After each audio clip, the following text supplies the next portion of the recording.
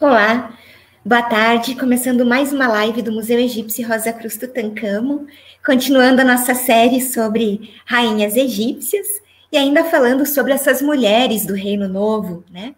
Hoje, em especial, vamos tratar agora da 19ª dinastia. Então, falaremos de Nefertari e também da rainha Tausret. O Everson vai começar conversando com vocês, né? Afinal de contas, ele vai falar da Nefertari e eu volto depois. Isso. Deixa eu só compartilhar, então, aqui a minha tela com vocês, né?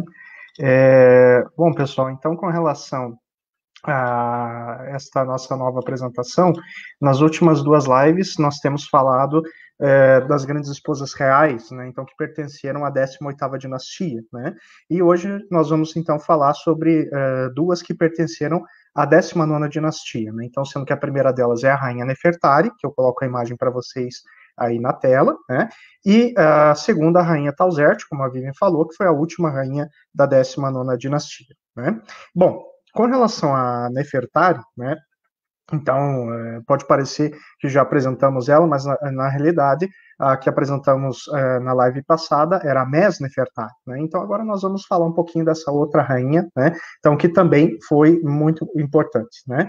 Então essa importância dela nós conseguimos observar através dos títulos, né, e também através da grande quantidade de imagens, né, então e monumentos que acabam existindo através de todo o Egito, né. Então, e essas imagens elas foram reproduzidas em templos, né, como por exemplo em Luxor, na própria tumba também da rainha, né, no Vale das Rainhas, e o templo principal, né, então de Abu Simbel, né, que é justamente um dos templos mais conhecidos do Egito, né. Bom, mas falando um pouquinho então da origem de Nefertari, da família dela, né, ela era de origem nobre, né, mas ela não era de origem real, né, ela não tinha sangue real, né, o divino, né, mas a família dela provinha de Tebas, né.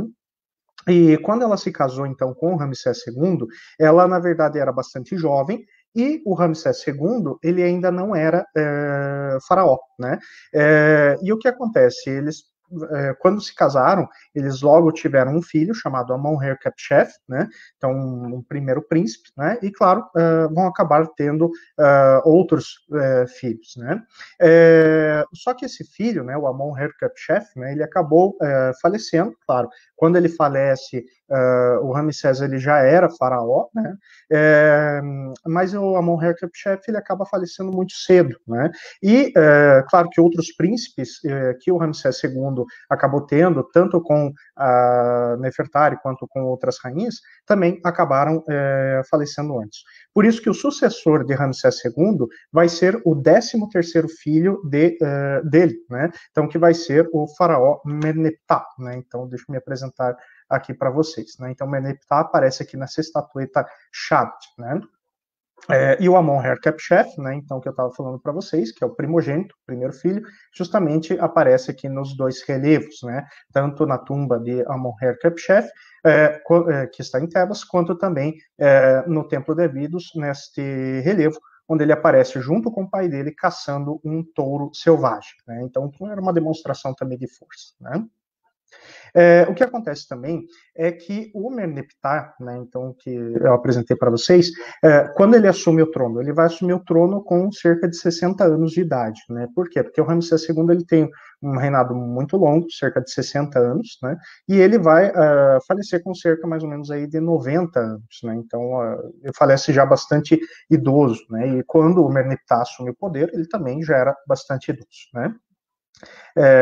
Em parâmetros egípcios, nesse caso, né?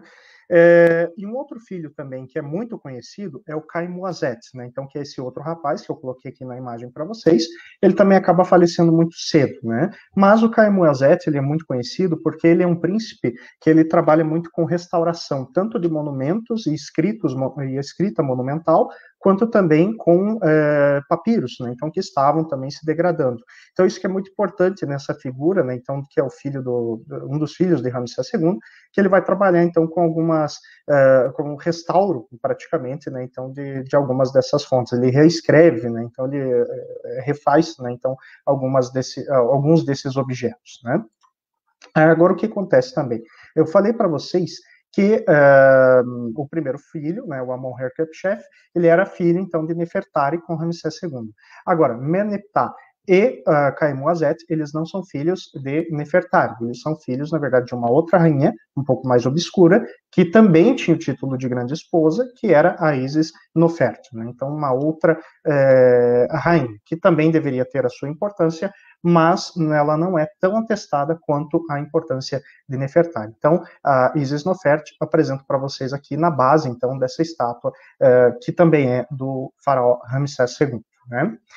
Bom, com relação, então, ao papel da Nefertari, né, nós vemos que esse papel ele acaba sendo muito importante e muito ativo durante os primeiros anos de reinado do Ramsés, né? Então, ela possui esse papel. Um dos papéis, então, vai ser retratado justamente na tumba deste homem, deste nobre, que eu coloco para vocês, que é justamente um homem chamado Nebeu-Enef, né? Então, e ele vai colocar na tumba dele a representação de Nefertari e de Ramsés II, estabelecendo como alto sacerdote, ou grande sacerdote de Amon em Tebas, né? Então, e ele quis recordar isso, né? Então, na sua tumba, e ele acabou então gravando, né? Em outros locais também, né? Por exemplo, vamos ter aí a representação dela em Tebas, vamos ter a representação dela em Abidos, né? Então, justamente representando essa atividade, né? Então, da própria rainha, né?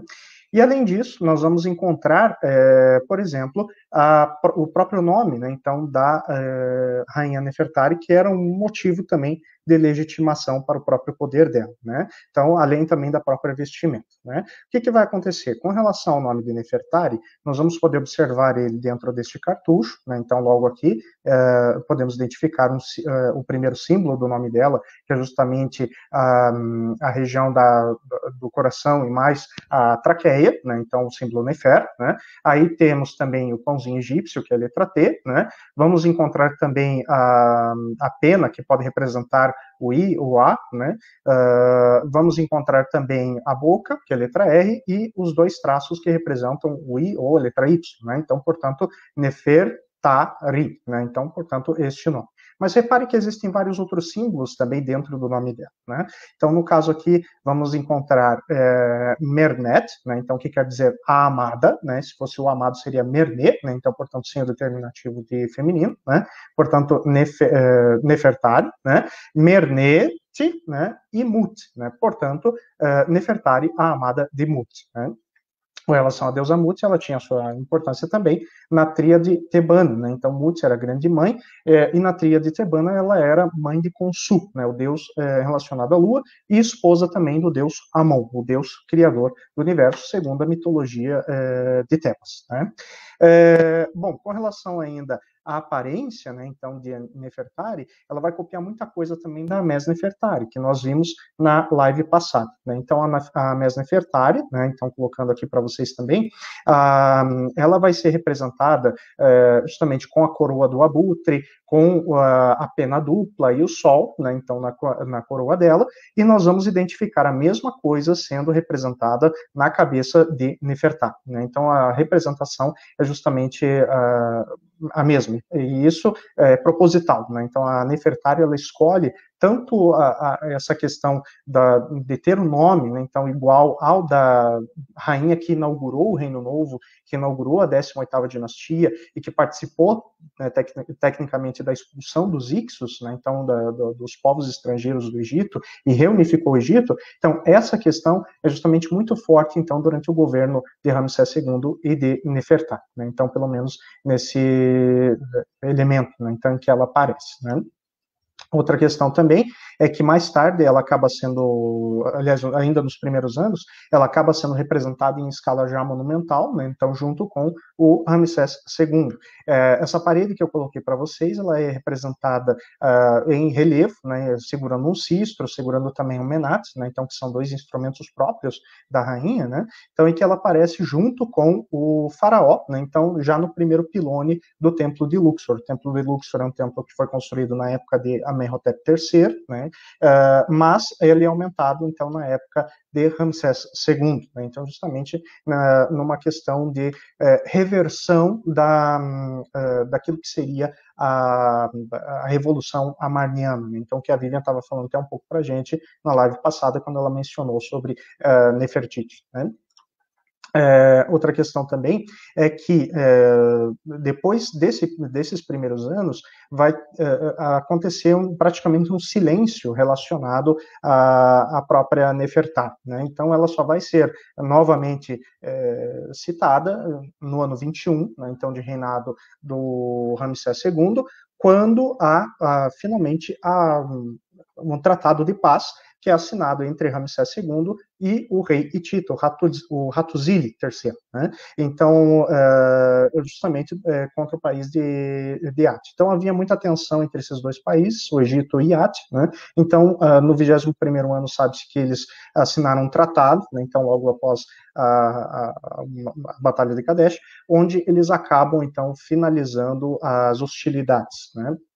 E é onde, então, a Nefertari, ela acaba enviando uma carta para a rainha de Ati, né, que era a Paduquepa. Paduquepa, vocês podem observar ela aqui, neste relevo, né, então, justamente nessa parte, uma figura feminina, né, então, com uma coroa, né, e sentada num trono, e ela envia uma carta, então, para essa rainha, desejando amizade, né, então, e também a paz com o povo hitita, né, então, há esse tratado, né.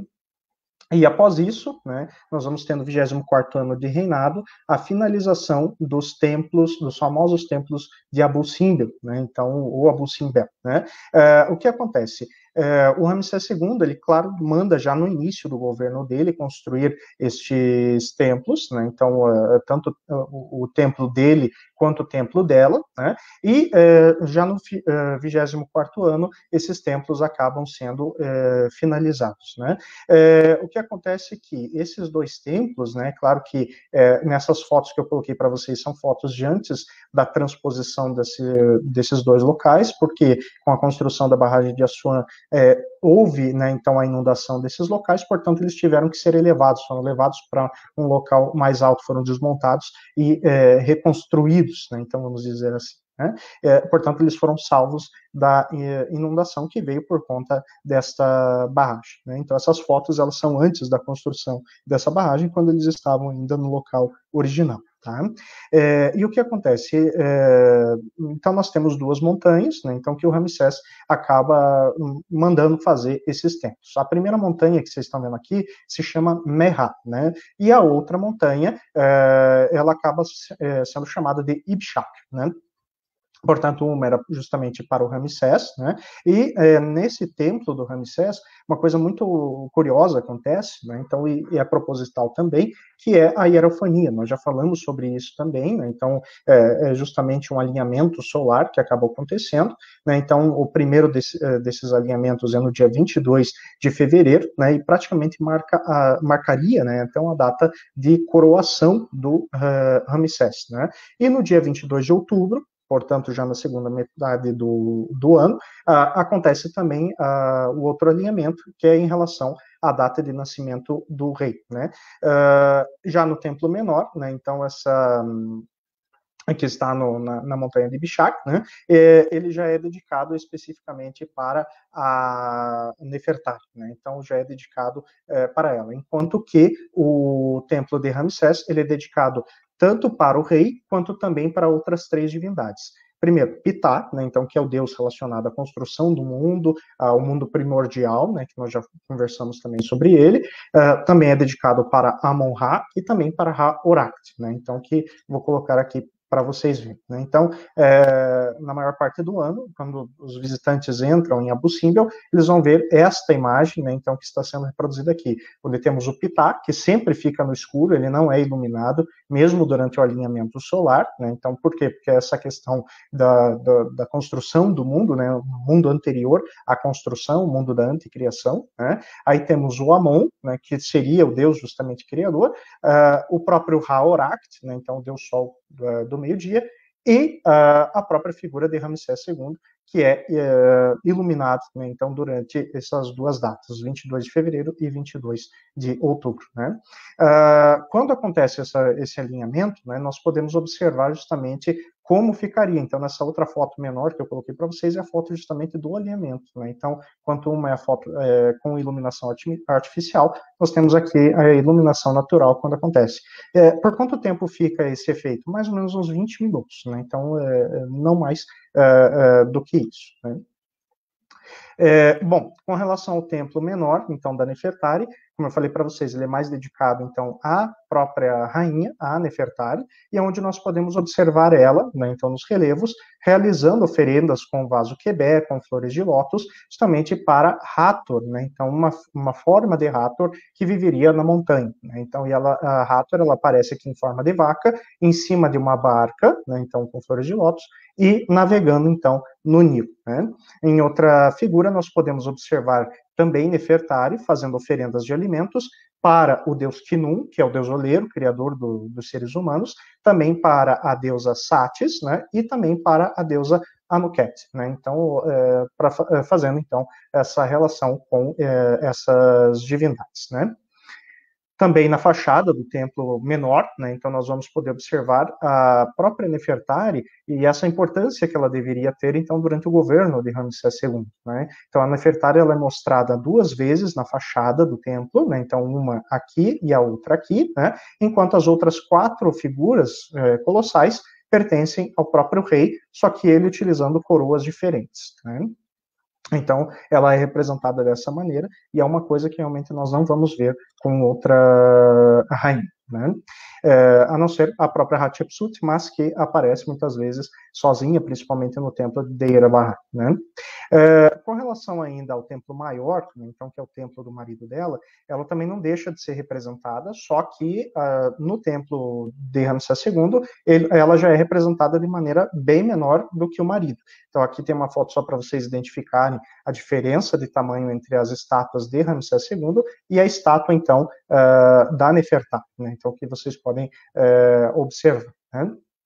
E também tem imagens na área interior, né, então, desses templos, em que ela aparece junto com o marido. No caso, essa imagem que eu coloquei para vocês é do templo menor, mas serve para a gente identificar como que ela aparece junto ao marido, né, então, fazendo oferendas para a deusa Hathor, né. Então, claro, esse tipo de imagem dentro, né, então, do templo, sendo reproduzido, né, então, como em outros locais, né. Bom, esses templos, então, eles acabaram sendo finalizados, como falei para vocês, no 24º ano de reinado do Ramsés II, né? Então, praticamente 3 anos após o Tratado de Paz com os hititas, 3 anos depois, então, da carta, né, então, que a Nefertari envia para a Paduquepa, que era a rainha de Ati, né? Mas, no 24º ano, já se sabe que a Nefertari não estava mais viva, né? Então, ela morreu nesse meio tempo, entre o envio justamente da carta e a finalização dos templos de Abu Simbel, né? Agora, do que ela morreu, realmente nós não temos como dizer, né? Do que ela acabou falecendo. Mas é possível que ela tenha morrido entre os 40 e 50 anos de idade, né? E é claro que o Ramsés ele continuaria governando, como ele desposou outras, né, grandes esposas, ele continuaria com elas, mas é evidente que nenhuma delas assumiu o poder ou a importância que a Nefertari realmente tinha dentro do governo de Ramsés II, né? E com relação, então, à mumificação de Nefertari, né, que eu já vou apresentar para vocês, primeiro, em relação à tumba, né, vocês podem ver que é uma tumba que foi construída no Vale das Rainhas, né, então existe lá o Vale dos Reis, chamado de Kings Valley, né, e temos o Vale das Rainhas, que é chamado de Queens Valley, né, então, no caso da Nefertari, é o Queens Valley 66, né, então, ou seja, é a tumba da rainha Nefertari. Vocês podem ver através dessas imagens que é uma das tumbas mais bonitas que existem, né, então é a maior tumba também, uma das maiores tumbas no Vale das Rainhas. E ela foi muito bem construída, com um relevo que também é bastante delicado, é muito pequeno, né? Então é um trabalho realmente que foi executado com muito cuidado por parte dos egípcios, né? E aqui nessa outra imagem eu coloco para vocês então o detalhamento, né? Então dessas figuras, né? Dá a impressão que é uma tumba muito grande, né, com imagens muito grandes, mas na verdade não são, né? Então são imagens que são realmente pequenas, e nós podemos ver o detalhamento, o grau de detalhamento, então, desses relevos que os egípcios acabaram elaborando. Então, no caso aqui, nós temos um Ptah Osíris, né, então, deste lado aqui, e aqui nós temos a própria rainha colocada no relevo, e as duas figuras realmente muito bem pintadas, né? Bom, com relação à múmia de Nefertari, tudo que sobrou da múmia, né, então acabou sendo descoberto em 1904 pelo Ernesto Schiaparelli, então um arqueólogo italiano, e ele acabou descobrindo a tumba praticamente nesse ano também, né? Então ele acabou levando essas partes de múmia para o Museu de Turim, e logo se assumiu que fossem as pernas, né, então da rainha, né, então que vocês estão vendo aí na imagem, mas não se tinha muita certeza sobre isso, né, então desde essa época. Então, mais recentemente, um arqueólogo britânico chamado Johan Fletcher, né, ele, junto com outros pesquisadores da Suíça, da Austrália e do Egito, acabaram, então, realizando alguns exames, inclusive de DNA, mas o de DNA não foi muito conclusivo, mas eles chegaram a outras conclusões, né, então, de que a mumificação foi uma mumificação muito bem feita, né, então, nas duas pernas. Claro que nós temos que levar em consideração que houve invasões na tumba de Nefertari, a tumba também, assim como outras, havia sido invadida por saqueadores, havia sido roubada, a múmia, claro, com certeza deve ter sido acabou sofrendo nas mãos aí desses saqueadores, né? Tanto que sobrou apenas os dois, apenas o par de pernas da múmia, né? E então o Johan Fletcher e a equipe acaba identificando então que essa múmia ela tinha sido realmente muito bem feita, muito bem assim sido feito pela equipe de sacerdotes egípcios, né? Mas acaba sendo danificado ao longo do tempo. Então o que acontece é que por ter essa boa mumificação, né, e justamente por trazer uma questão de que estava enterrado dentro da tumba, é que se tem, digamos, quase certeza que essas pernas pertencem realmente à própria rainha Nefertari. Infelizmente, outras partes acabaram sendo perdidas, né? Através dos exames também do Johan Fletcher, se identificou que essa mulher, né, então proprietária dessas pernas, poderia ter mais ou menos entre 1,65 m e 1,68 m de altura, né? E bom, por fim, né, com relação então ao casamento, né, então do Ramsés com a Nefertari, né, então ele também serviria para a própria legitimação, embora, né, fosse um casamento anterior à coroação do Ramsés II, né? E por que isso? Porque a família do Ramsés II não é originária de Tebas, né? Ao passo que a família de Nefertari era originária de Tebas, né? Agora, da onde que vinha a família de Ramsés II? Vinha do Delta, né? Então da região do Delta. Por isso que o pai dele, por exemplo, chama-se Sete, né? Então Sete I, né? Justamente em relação ao Baixo Egito, né? Agora, com relação então, a essas conexões divinas, né, então com a realeza, provavelmente era Nefertari quem deveria possuir alguma conexão ou outra que nós não conhecemos, que se sabe que ela era da nobreza de Tebas, né? Então, e portanto, com certeza fazia parte da corte dos faraós anteriores, né? E o que acontece também é que durante o governo do faraó Horemheb, o último faraó da 18ª dinastia, né, a família então dos Ramessidas acabam prestando serviço militar, né, então com o general Paramessés, né, então, ou seja, é um general que era originário do Delta e que deu origem, portanto, para essa família, né. Bom, como o Horemheb, ele acaba morrendo sem ter descendentes, né? Então ele acaba, na verdade, selecionando o Par-Ramessés para ser justamente este novo faraó, né?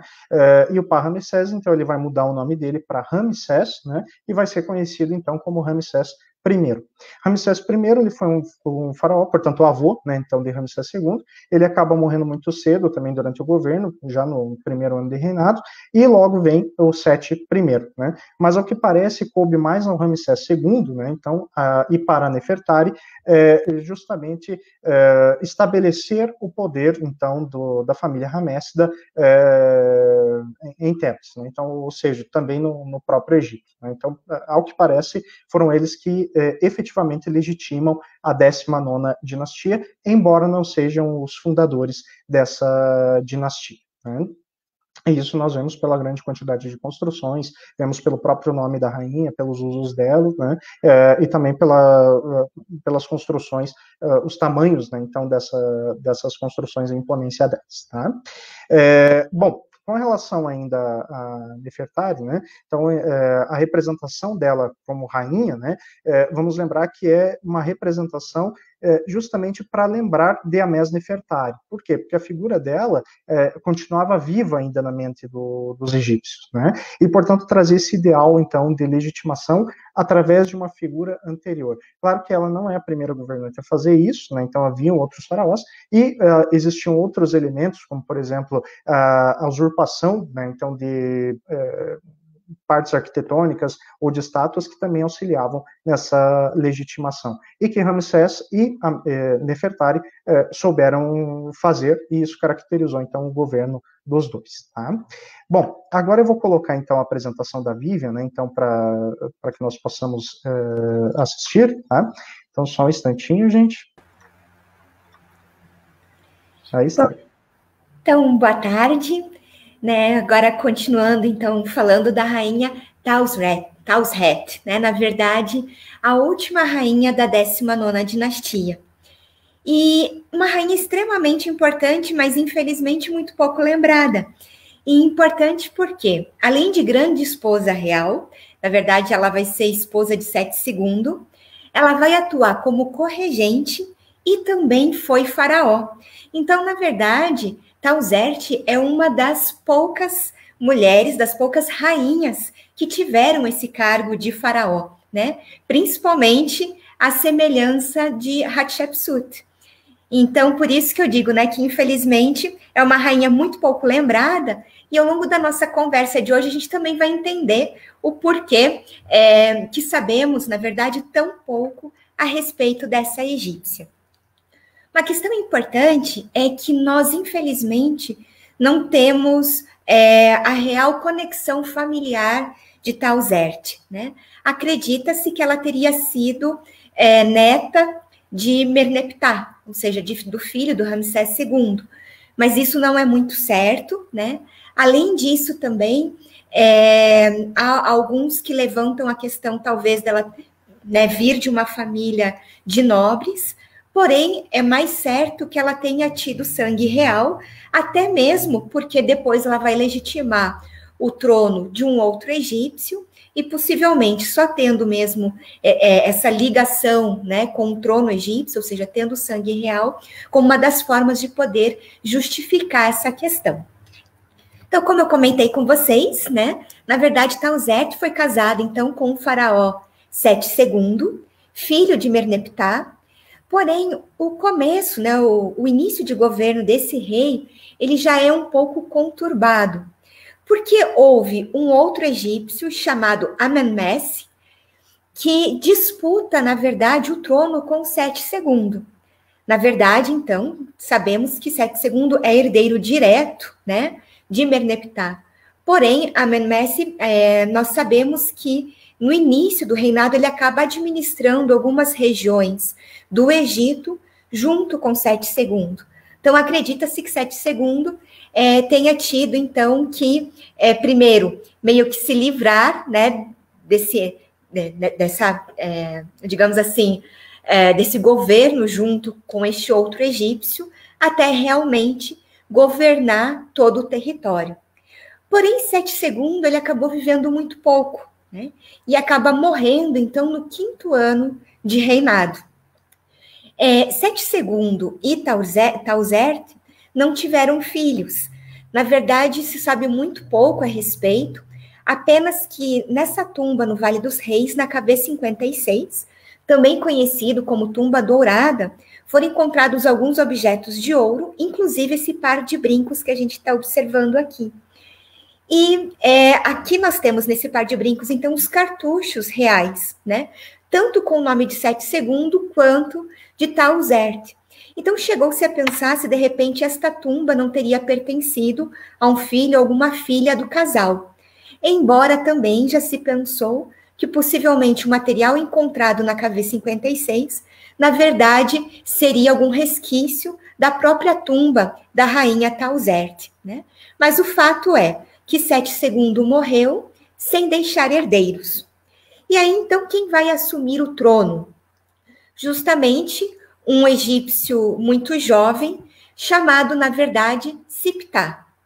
Nós também não sabemos corretamente a origem de Siptah, que aqui nós vemos justamente uma Machabit dele.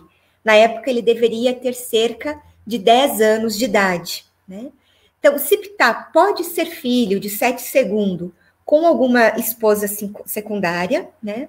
Ou ainda, há alguns que levantam que ele poderia ser um filho de Amenmesse, e que então, por conta daquele período de disputa com o trono, que na verdade uma das formas de conseguir apaziguar, digamos aqui, assim, né, um grupo egípcio que apoiou Amenmesse, seria justamente o governo de Siptah, né?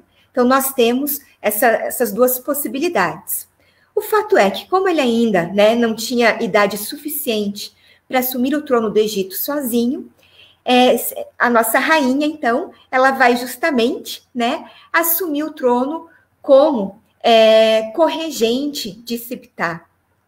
Então, geralmente nós colocamos que Tauzert tenha governado por cerca de 10 anos. Dentro desses 10 anos, estariam, então, contabilizados os 6 anos de governo como corregente de Siptah. Aqui ao lado, eu coloquei para vocês também a imagem de um egípcio que acabou tendo uma influência muito grande no governo de Sete Segundo. Na verdade, ele foi considerado um alto funcionário no governo de Sete Segundo, que é o chanceler Baí. Ele não tem origem egípcia, ele é asiático, inclusive até mesmo ganhou a honra pelo próprio faraó Sete Segundo de começar a construção da sua tumba na região do Vale dos Reis, e há algumas interpretações que dizem que Baí teria, então, conseguido colocar Siptah no trono, né?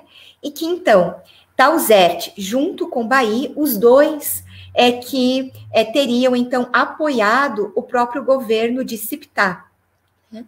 O fato é que algum problema acontece no 5º ano de governo, né, de Siptah, aonde nós sabemos que Baí foi mandado ser executado pelo próprio rei, né? Sabemos disso por conta de um ostracon que foi encontrado aonde seria uma ordem real, mandando parar com a construção da tumba do inimigo que havia sido executado, Baí, né? Mas o fato é que há algumas questões que relacionam justamente o nome, né, deste alto funcionário, tanto com a ascensão ao trono de Siptah, e talvez que ele tenha apoiado a própria Tauzert durante o período de governo enquanto corregente de Siptah. E uma outra questão também, que foi encontrado num templo na Núbia, né, uma representação de Tauzert e também de Baí, né? Porém, Tauzert, ela é representada numa importância, a maneira como ela está representada é de uma importância maior do que o próprio Baí. Agora, infelizmente, a gente não tem como saber quais foram os problemas que aconteceram, que levaram a que Baí fosse considerado inimigo, então, do governo egípcio, e nem se Tauzert acabou tendo alguma responsabilidade ou alguma relação com a morte, na verdade, deste chanceler.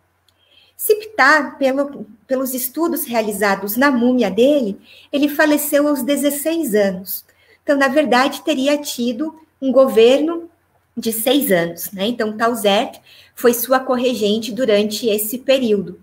E acredita-se, na verdade, que ele sofria de poliomielite, e que essa, então, teria sido a causa da morte de Siptah, né? Dessa sua morte precoce. É claro que, então, com a morte né, deste herdeiro, então nós temos justamente que Tauzert acabou assumindo como faraó do Egito, né? Infelizmente, nós não temos muitas representações dessa rainha. Na verdade, essa que nós estamos vendo aqui é a sua única representação que nós temos, né? Aqui, né, nessa estátua, ela está sem a sua cabeça, porém, nós conseguimos ver aqui ainda a representação do Nemes. É possível perceber que é um corpo feminino. O próprio traje que ela usa, né, era justamente o traje geralmente utilizado pelos reis da 19ª dinastia. Porém, nós temos justamente aqui os cartuchos com os títulos que a rainha vai passar a ostentar quanto faraó, né? Uma questão importante da gente falar é que ela vai utilizar títulos masculinos, porém, ela também vai procurar, nesses títulos, também em alguns epítetos, estar associada a Atur e também a deusa Mut. Na verdade, mostrando os dois lados, tanto representação enquanto faraó, mas sem abandonar por completo a sua representação também feminina. Dos 5 títulos reais que o rei recebia, na verdade, Tauzert vai utilizar 4 títulos, que são justamente esses que nós temos aqui, né? Então, ela vai ter o seu nome de Horus, como touro poderoso, amada de Maat, né? Senhor da beleza e governante como Atum. Lembrando que Atum é o deus Sol, né? Relacionado ao deus da criação, ao deus primordial. Ela vai ter o nome das 2 senhoras, como aquela que coloca o Egito em ordem e subjuga as terras estrangeiras. Ela apenas não vai ostentar o nome de Horus de ouro. Porém, como filha de Ra, ela vai ter o nome de filha de Ra, amada de Amon, e como seu próprio nome, né, Tauzret Seteptenmut, a poderosa escolhida de Mut. Então, como nós podemos ver, ela realmente ostenta justamente, e com certeza com isso, se representa como faraó. Nós não temos muitos indícios sobre as ações dessa rainha no período em que ela governou. Hoje os egiptólogos estipulam, então, que após a morte de Siptah, ela tenha governado ainda por cerca de 3 ou 4 anos, né? Então, realmente, como faraó. Foram encontrados indícios, então, de uma expedição à região do Sinai, que teria sido realizado, então, a seu comando, a seu pedido, né, principalmente as minas de turquesa. Nós temos alguns territórios no Egito, como Heliópolis, por exemplo, como Mênfis, onde o nome da rainha também foi encontrado, né? Mas, com certeza, a sua principal construção tenha sido o seu templo mortuário, né? E aqui cabe a gente falar que, na verdade, Tauzert, ela vai ter uma tumba construída no Vale dos Reis. Então, o Everson acabou de mostrar para vocês a tumba de Nefertari, no Vale das Rainhas, o que era comum, então, local para a construção, né, da tumba real, né, das grandes esposas reais durante o Reino Novo.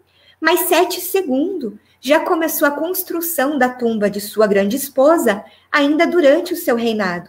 Então, na verdade, isso leva com que a gente interprete de que ela já deveria ter uma representação importante durante o governo de Sete II, afinal de contas, ela teve a honra de ter a sua tumba, né, iniciada a construção no Vale dos Reis. E, possivelmente, quando ela assumiu como corregente de Siptah, ela passou, então, a construir o seu templo mortuário, que hoje, infelizmente, nós só temos as fundações. O seu templo mortuário, também conhecido como Templo de Milhões de Anos, que os reis do Reino Novo construíam seus templos também na margem oeste de Tebas, que seria um local justamente para o culto ao rei, ao faraó falecido. Então, ela vai empreender a construção desse templo para o seu culto funerário posterior, né? Ou seja, para manter a sua memória viva. E calcula-se que mais ou menos no final do seu reinado, ou seja, nos 10 anos, somados o tempo que ela foi corregente, com o tempo em que ela governou sozinha enquanto faraó, ela tinha conseguido, então, construir o seu templo. Nós tivemos, na verdade, 2 grandes arqueólogos que trabalharam na região do seu templo mortuário. Primeiro tivemos o inglês Flinders Petrie, que ele, então, escava a região do templo mortuário de Tauzert, né?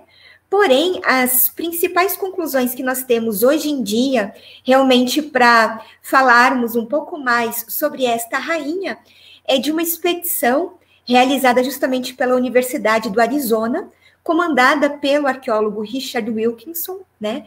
Principalmente entre 2004 e 2011, então uma atividade bastante recente, né? A expedição, então, que acabou escavando a extensão do templo que nós estamos vendo hoje, e aonde eles conseguiram descobrir, na verdade, diversos objetos, principalmente em faiança, e também alguns documentos falando a respeito desse culto posterior, e que hoje também nos faz afirmar com certeza que na época em que a rainha morreu ou foi retirada do cargo, como a gente vai comentar já já, o seu templo mortuário estava concluído. Então, vamos, né, pensar na sua importância, né? Tirando Hatshepsut como seu templo de Der el-Bahari, né, seu templo funerário, aqui nós podemos também falar do templo mortuário, então, também de Tauzert, né? Ou seja, essas duas rainhas que foram também faraós, né, e que vão também executar, a exemplo, né, desse cargo masculino, também os seus templos para manter a sua memória viva, mesmo após a sua morte. E a tumba, então, de Tauzert é justamente a KV-14, que, como eu comentei com vocês, ela começou a ser construída já no período de Sete II. Enquanto Tauzert era corregente de Siptah, ela continuou atuando, né, na construção da sua tumba. Porém, agora, como corregente, ela pôde mandar, ou pelo menos organizar uma dedicação muito maior a esse espaço. E aí vem um outro diferencial em relação às outras rainhas, porque estabelece, então, um eixo de construção, como nós estamos vendo aqui nesse esquema do Theban Mapping Project, muito semelhante ao dos próprios faraós dessa mesma dinastia. Então, para a gente ter ideia, são mais de 10 corredores que tem a tumba dela, né? Onde está o sarcófago, né, nós temos as 8 colunas com o sarcófago no centro da sala da câmara funerária. Então, ela se espelha justamente nas tumbas, principalmente de Menerptah, que possivelmente teria sido seu avô, para a construção da sua própria tumba. Então, aí nós temos, de novo, um diferencial. Ela representa, então, na sua tumba, cenas do livro da Amduat, como nós já conversamos quando falamos da própria live a respeito da Amduat, né? Então, ela também representa o livro dos portões na sua tumba. Então, para uma rainha, na verdade, ela tem uma tumba tal e qual a de um faraó, né? E enquanto foi rainha faraó, ela também, por exemplo, nas representações que foram feitas dela com Siptah na sua tumba, claro que ela numa posição menor do que Siptah, depois ela, enquanto faraó, apagou o nome de Siptah e colocou o nome de Sete II, o que para ela com certeza seria mais importante, afirmar-se, né, que havia sido justamente grande esposa de Sete II. Agora, o que acontece? No final do governo, então, nós não temos muito claro, né, na verdade, o que acontece no final do seu governo, porque tanto a sua tumba quanto o seu sarcófago, do qual nós estamos vendo a tampa aqui, nós sabemos que possivelmente ela não utilizou. Por quê? Nós temos 2 documentos datados do início da 20ª dinastia. Um é a Estela de Elefantina, que é realmente, possivelmente, do governo ou do primeiro faraó ou do segundo faraó da 20ª dinastia. E depois temos um papiro chamado, o papiro Harris I, também datado do governo de Ramsés IV, de que teria ocorrido uma invasão de povos asiáticos no Egito, trazendo caos ao território. E aí, então, que o primeiro rei, né, da 20ª dinastia, Setnakht, teria sido responsável por expulsar os invasores e estabelecer novamente a paz no Egito, e é o que vai dar origem justamente à 20ª dinastia, ainda no Reino Novo, né?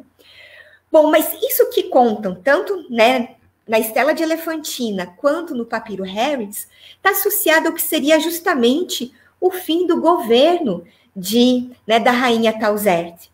Então, há duas interpretações.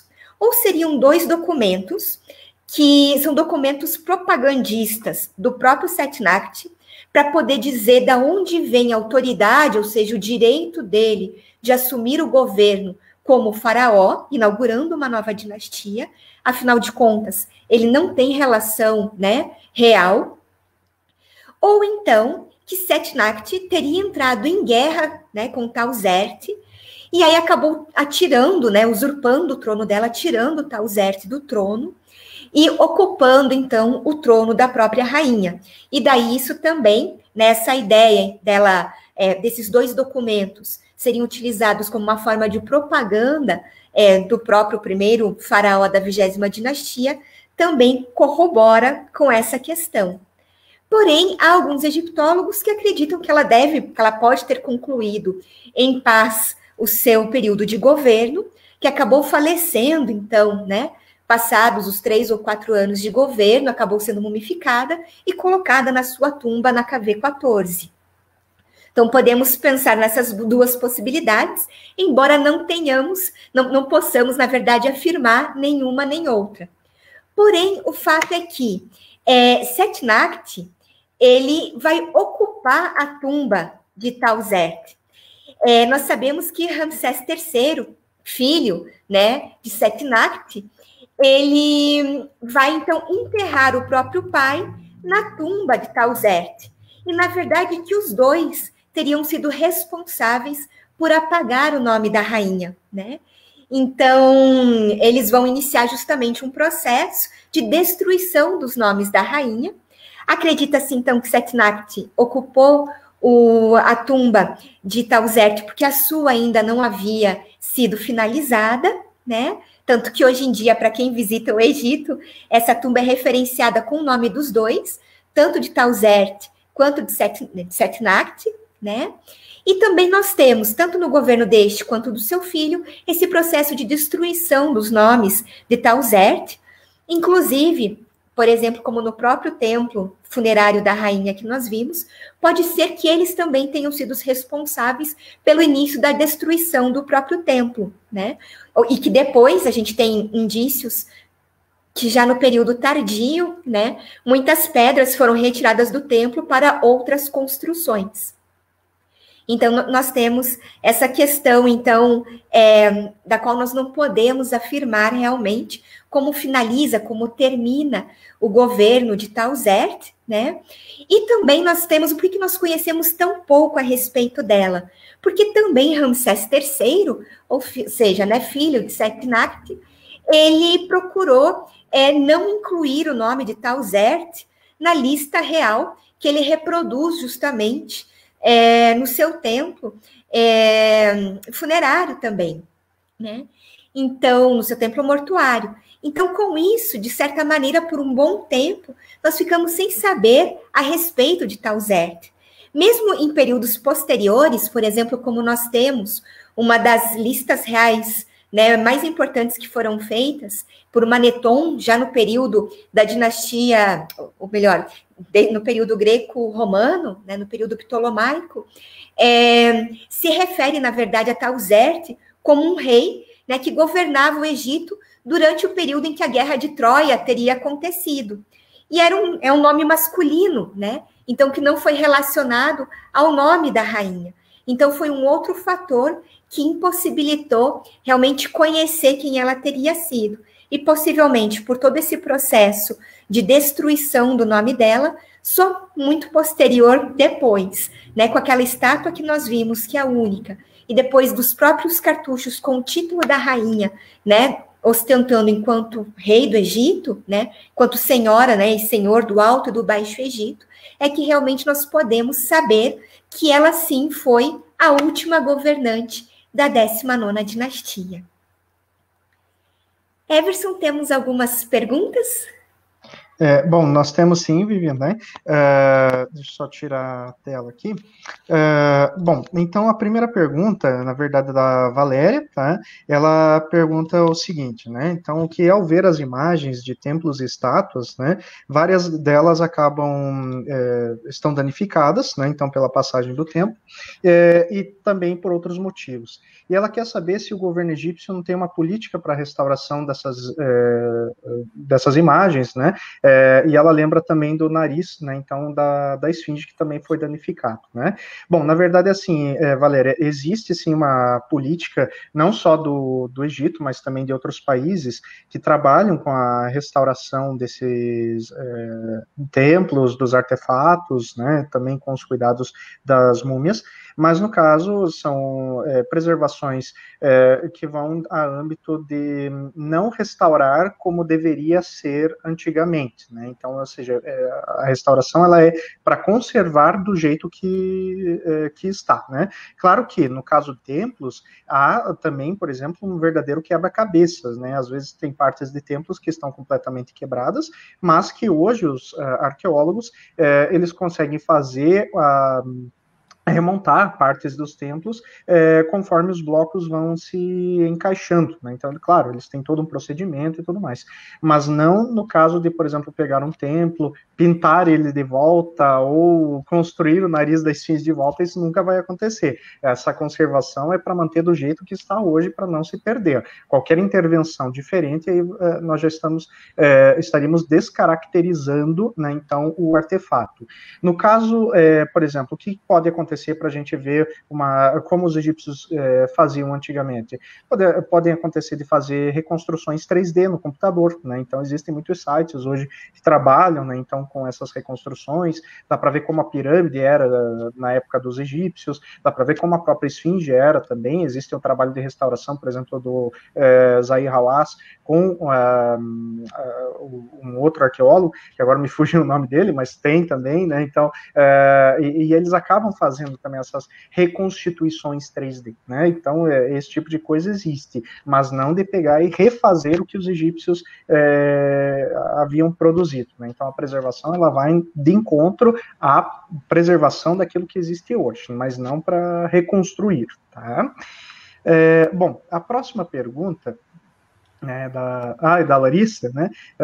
Na verdade, assim, se nós temos algum curso de extensão pós-graduação. Bom, nós vamos ter, né? Então, em relação ao Egito Antigo, então, só aguardar que nós ainda estamos produzindo conteúdo, mas vai ser um curso bem bacana, bem legal. Então, nós vamos falar aí sobre a ida de Napoleão para o Egito, vamos falar sobre o Egito medieval, vamos falar sobre o Egito pré-dinástico, depois vamos falar sobre o Egito do Reino Antigo. Então, vai ter o curso, mas é só ficar ligadinho no nosso canal que logo vai ter, né, Vivi? E a próxima pergunta é da Marina, né?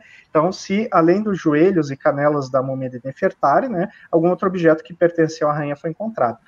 Sim, na verdade foram encontradas várias outras coisas, né? Então, junto com essa múmia, né, foram encontrados, então, por exemplo, partes, né, então, de objetos. Mas, por exemplo, muito significativo, um par de sandálias da rainha foi encontrado, né, um par de fivela, foi encontrado também estátuas chábites, foram encontradas estátuas da própria rainha, foi encontrado também partes de potes de unguento, potes de vamos dizer assim, de cosméticos, né? Então, esse tipo de coisa foi encontrado, sim, dentro da tumba dela, tá? Não me aprofundei nessa apresentação, mas a gente pode trazer em outro momento também para vocês poderem ver, tá? A próxima pergunta sim, é sobre o próprio curso também, né, da Heloísa, né, então você ainda tem uma previsão. Nós ainda estamos produzindo, mas logo vai sair, só aguardar, tá, Heloísa? E a outra pergunta da Marina, né, então, se a múmia de Tauzert foi encontrada, né, você quer responder essa, Vi? Respondo, claro. Na verdade, Marina, nós não sabemos, né, o que acontece? Nós não sabemos nem se ela foi, né, se ela foi realmente enterrada na tumba dela. O fato é que o ataúde, ou melhor, o sarcófago, aquele que eu mostrei para vocês, foi utilizado na tumba de um outro faraó depois, na verdade, de um dos filhos de Ramsés VI. Então, talvez naquele processo de destruição da memória da rainha, algo eles devem ter feito com a múmia dela.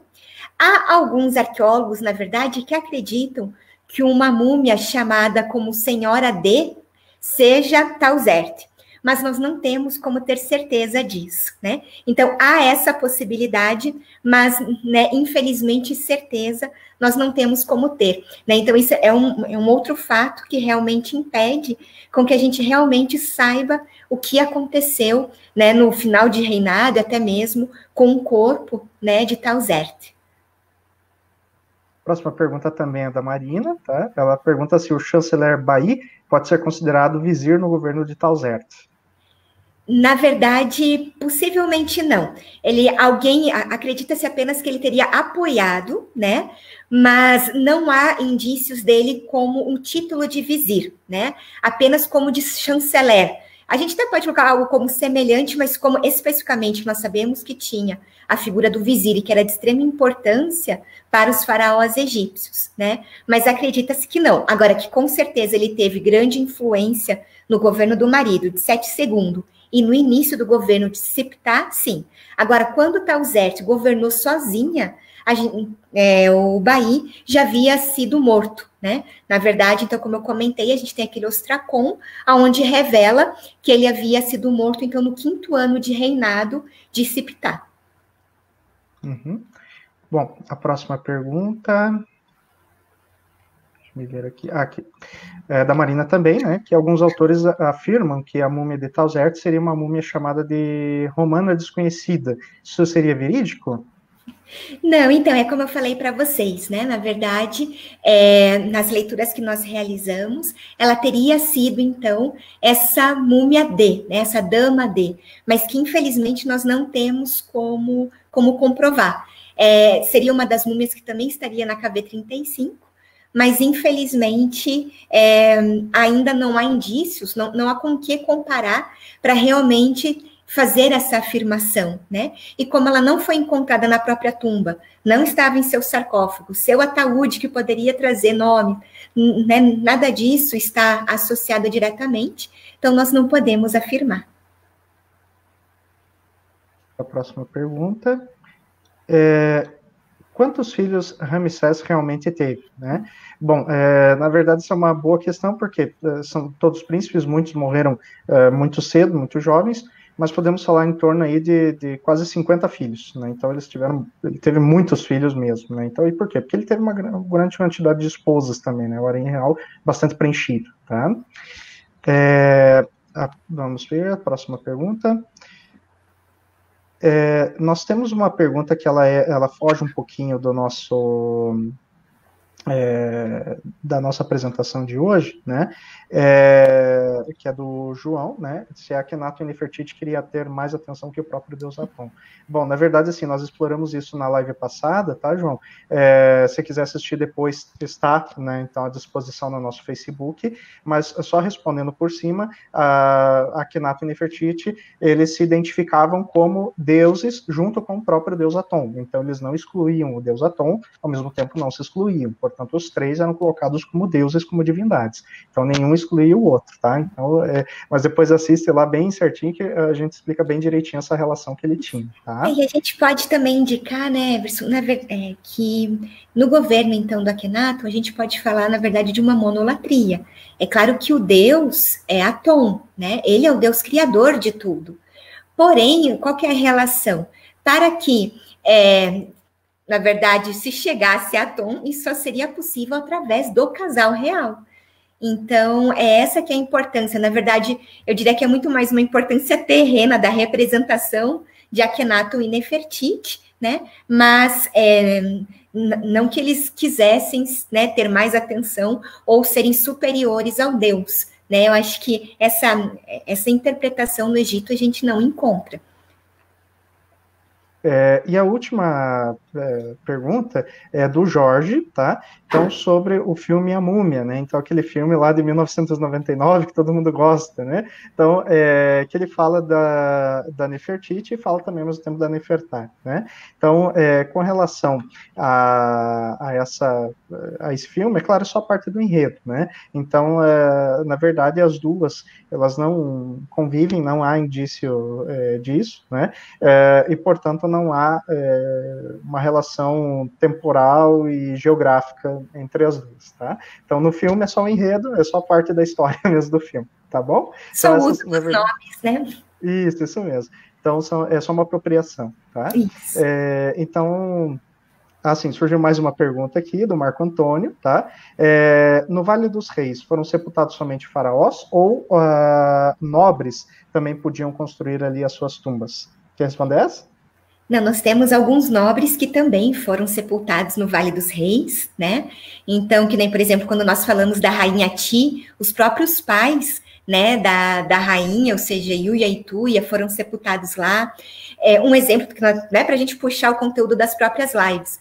O próprio chanceler Bai, ele estava construindo a sua tumba também no Vale dos Reis, também teve esse direito, né, através do próprio faraó, e nós temos outras tumbas de nobres encontrados no próprio território.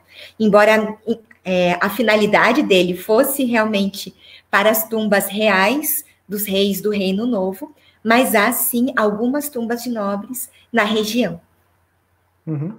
É isso, né? Então, o Marco Antônio ele também perguntou, né? Então, quais seriam esses nomes, mas já respondeu, tá bom? Na verdade, foram essas as perguntas, tá, Vivi? Tá certo, então a gente agradece mais uma vez a participação conosco, né? Espero que a gente possa ter contribuído um pouquinho mais nessa tarde e esperamos então encontrá-los novamente na nossa próxima live na sexta-feira que vem, né? Agradeço muito e um bom final de semana. Só para esclarecer, surgiram mais duas perguntas, tá?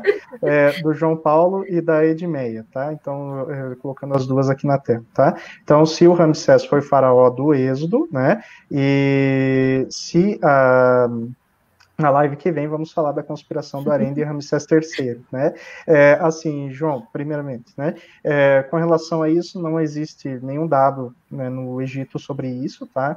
O Êxodo realmente é uma história puramente bíblica, né? Então, dentro do contexto arqueológico histórico do Egito, nós não vamos encontrar nenhuma relação ao Êxodo, tá? Então, é puramente bíblico. Tá? Com relação também à conspiração do Harém de Ramsés III, nós ainda vamos decidir se vamos falar na próxima live, tá? Mas, se interessar, existe o programa Presença e Harmonia, em que nós trabalhamos um pouquinho com a conspiração no Harém de Ramsés III, né? Então, é uma entrevista que eu cedi, então, para o Presença e Harmonia, que é a Vivian que apresenta, e aí vocês podem assistir lá também, é bem interessante, tá bom? Então, com relação a isso, né? Então, são essas as duas questões, tá bom? Os horários, né, então, das lives são sempre os mesmos, sempre nas sextas-feiras, né? Então, às 16 horas também, pergunta final do Marco Antônio. Tá bom?